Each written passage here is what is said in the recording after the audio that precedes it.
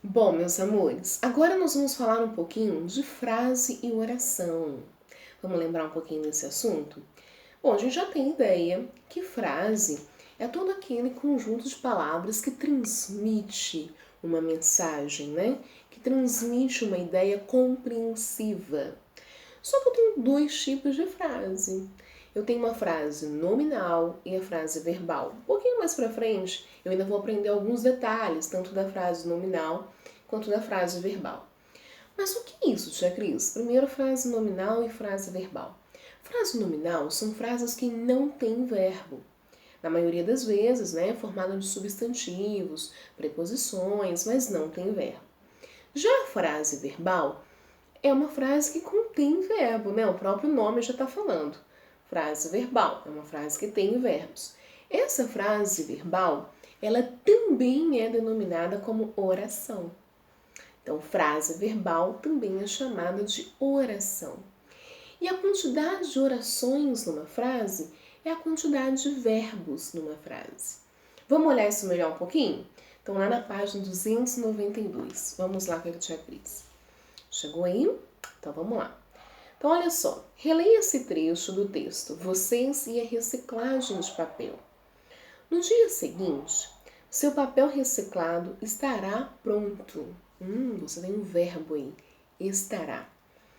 A frase acima é uma oração. Por quê? Porque é uma frase verbal, pois contém um verbo.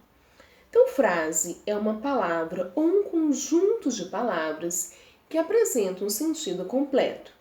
E oração é a frase ou parte de uma frase que se organiza a partir de um verbo ou de uma locução verbal. Então, a frase pode ser nominal, que não tem verbo. Silêncio. Não tem verbo, né? Tem uma interjeição, mas não tem verbo. Ou então verbal, que tem verbo. Nesse caso, a frase é chamada de oração. E aí você tem que lembrar que a quantidade, muitas vezes você vai ver algumas atividades e fala assim, qual é a quantidade de orações nessa frase? É a quantidade de verbos nessa frase, tá bem? Então, olha só.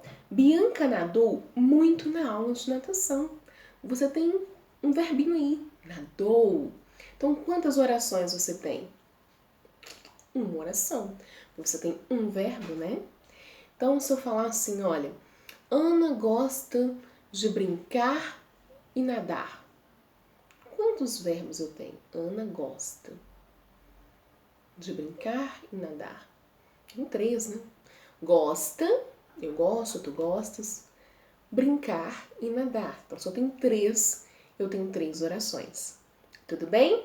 Então, lembra que frase é aquilo que expressa uma ideia. Pode ser uma palavra, pode ser mais de uma. E você tem 2 tipos. A frase verbal, que também é conhecida como oração, e a frase nominal, que não tem verbos. Tudo bem? Um beijão pra vocês.